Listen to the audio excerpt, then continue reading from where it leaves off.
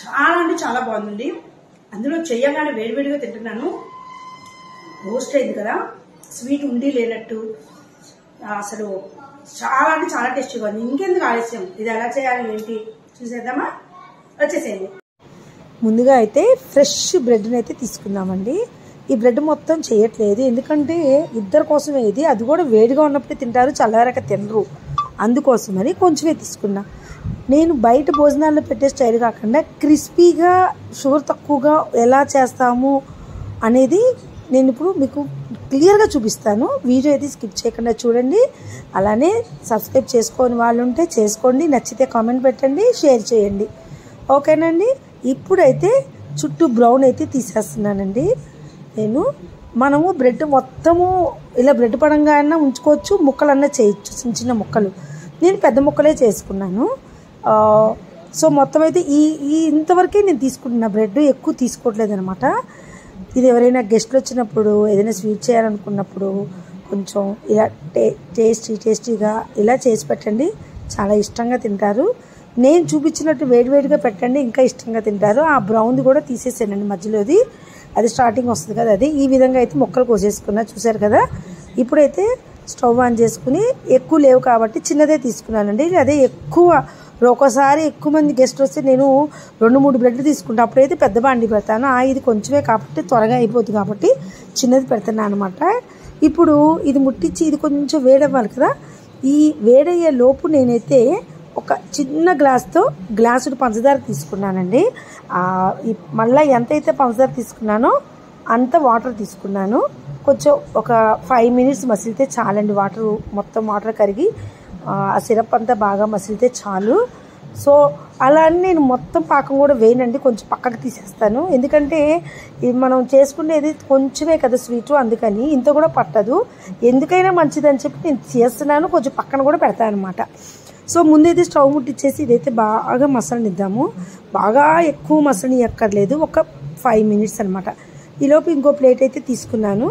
దేనికి అంటే దాంట్లో కొంచెం పాలు పోస్తున్నా, దేనికో చూద్దరు కానీ ఉండండి. ఇప్పుడైతే పాలు కూడా పోసుకుని రెడీగా ఉంచుకున్నాను అనమాట. సో ఈ బ్రెడ్ ముక్కలు ఉన్నాయి కదా, ఇప్పుడు దీంట్లో వేయించాలి కదా. బ్రెడ్ ముక్కలు వేయించే నూనె కాగేలోపు పాలు రెడీ చేసుకున్న, పాకం రెడీ అయిపోయింది. ఇప్పుడు ఈ పాకాన్ని నేను వడగట్టుకుంటాను అనమాట. ఎన్న నలక లాంటివి ఉంటే వడగట్టుకుంటున్నాను. నేను మీకు వీడియోలో చూపించలేదు కానీ ఇంత పాకం ఉంచట్లేదు, కొంచెం తీసేస్తున్నా కూడా ఈ సిరప్ని, ఎందుకంటే మరీ స్వీట్ ఎక్కువైతే మా వాళ్ళు తినరు అనమాట. ఆ నరకలన్నీ తీసే కదా, కొంచెం వేరే గిన్నెలో తీసుకుని పక్కన పెట్టుకున్నాను. సో ఇప్పుడు పాలు అయితే రెడీగా ఉన్నాయి కదా.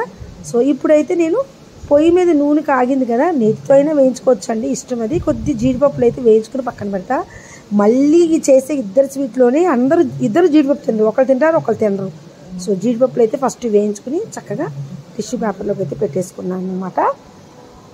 సో ఇప్పుడైతే బ్రెడ్ని ఎప్పుడైనా పెద్ద సగం మీద వేయించకూడదు, సన్న సగం మీద వేయిస్తే రోస్ట్ అవుతుంది. పెద్ద సగం మీద అయితే వేయంగానే నల్లగా అయిపోతే ఇంకేముంది ఏగిపోయిందని చెప్పి తీసే అన్నట్టు ఫీలింగ్ వస్తుంది మనకి. ఎప్పుడైనా సరే బ్రెడ్ని వేయించుకునేప్పుడు సన్న సగం మీద నూనె ఎక్కువ కాకుండా మీడియం మీద ఇంకొంచెం కాగితే చాలు.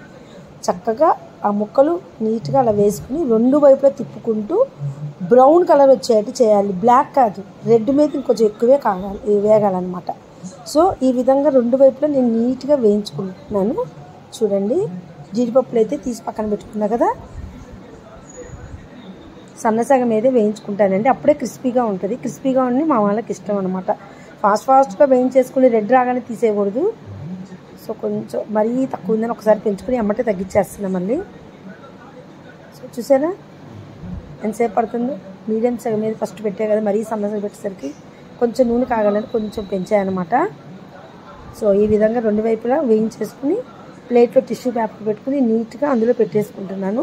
బ్రెడ్ ఇలా 3 ముక్కలు కూడా చేయకుండా ఒకటే బ్రెడ్ని చేసుకోవచ్చు. కొంతమంది సన్న ముక్కలుగా కోసేసుకుంటారు, నేను అట్లా చేయనండి, నేను ఇట్లా కోసుకుంటాను అనమాట. చూసారా, ఇగో ఈ విధంగా రావాలి కలరు అట్లా. ఇప్పుడైతే ఇది చక్కగా టిష్యూ పేపర్లో ఆ నూనె వడలేలోపు గెరిట్లోది ఈలోపు ఇంకో 3 వేసేసుకుంటున్నాను. చూసారా, పొయ్యి కూడా తగ్గించేసుకున్నాం మళ్ళీ. సో ఈ 3 అయితే నూనె ఇలా వడిలింది కదా, ఇప్పుడైతే టిష్యూ పేపర్కి తీసేసుకుంటున్నాను.